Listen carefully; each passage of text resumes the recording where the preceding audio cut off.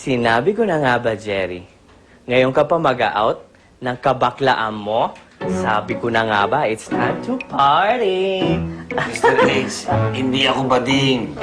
Sinasabi ko lang may itsura yung bata, may potensyal, pwede maging artista. Ay nako, Jerry, nagtatrabaho yung bata, mahirap na. Kita mo naman, akala yan sa pag-aartista, paghuhubad lang. Ay, nako, yan yung mga batang yung madaling maloko na sa industriya. Ay, nako, ewan ko na lang talaga. Kaya nga may mga manager na katulad mo, yung igagabayan mo yung karir nila. Tapos pasisikatin mo sila. Alam mo, Jerry, mahirap din kasi yan, patitigilin mo sa pagtatrabaho? Paano kung yung pamilya niya ang umaasa sa kanya? At paano kung hindi natin mapasikat yan? O, di ba? Ay, nako, Jerry. Mahirap talaga ang isang manager. Mahirap mag-manage, puro ko stress. Alam mo, barang araw magiging manager ka rin. Pero, ang masasabi ko lang sa'yo, Jerry, kung magmamanage ka, balang araw, unahin mo muna yung kapakanan ng alaga mo. Huwag yung puro pangako sa pagsikat. Ewan ko talagang mahirap mag-manage pero alam mo, mahirap talagang mundo ng showbiz. Pero huwag ka naman ganyan, Mr. H. Yung tono mo, parang namamaalam ka na eh. Pero gusto ko lang sabihin sa'yo, Mr. H, ibanga ako sa'yo. Dahil ikaw lang ang manager na hindi basta-basta staff ang turing mo sa mga staff mo. Hindi basta-basta artista ang turing mo sa mga artista.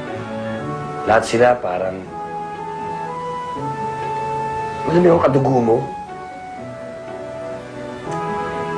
Idol talaga kita, Mr. H. Mr. H? Mr. H? Mr. H? Nurse!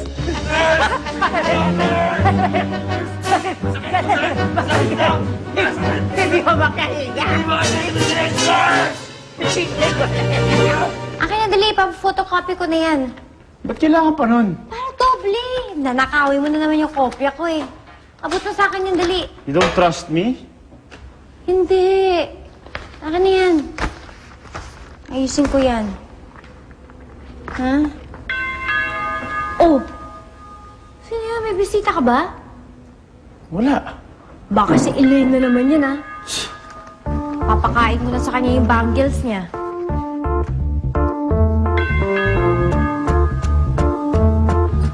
Sila Mamita. Please, stop. Ano? Bakit nandito sila, Mamita? Baka sinumbot tayo ni Elaine tungkol sa kontrata natin sa kasal na peke. Basta tandaan mo to, ha. Kapag may nakaalam, deny, deny, deny. Deny.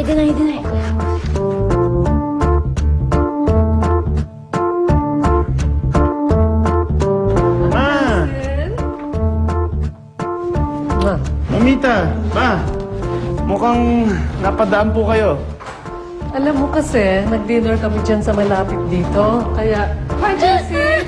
Kaya naisipan namin. Huwag ka nang magpaligoy-ligoy at huwag ka nang magsinungaling. Nagpunta kami dito dahil gusto ko malaman kung anong problemang meron kayo. Sabihin ninyo ang totoo.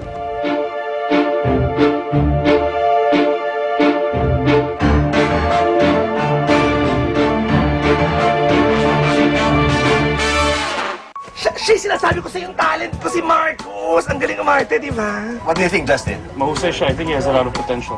Oh! Direct! Kay Justin, darating na ng galit. Ako ang magmamanage sa kanya, di ba? You wish. Sorry, Chiki, pero si Mr. H na tsaka si Jerry mag-manage sa akin ngayon. Ganda ng buhay ko. Saya-saya. Good love life. Mayaman na ako. Maganda pa yung buhok ko. Tama lang to. Ito dapat ang ginawa namin. At least ngayon, malinaw na lahat. Hindi na makakalusot si Jessie sa mga kasunduan namin. At hindi na siya alis dito. Hindi na niya ako iiwan. Siguro, Elaine, ikaw na siguro ang magsabi. Ano kayang bagay dito kay Jessie? Why? Ano bang meron? Kasi we wanted to tell you personally that... Na matutuloy na yung church wedding ni Justin at saka ni Jessie.